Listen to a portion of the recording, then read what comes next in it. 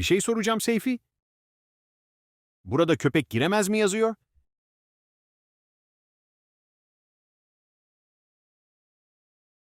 Tamam, tamam, anladım. Ben de sana bayılıyorum sanki. Bütün gün kafamı şişiriyorsun. Burada nefis bir koku var. Bir dakika. Sen dondurma mı yedin? O benim. Ver çabuk bana.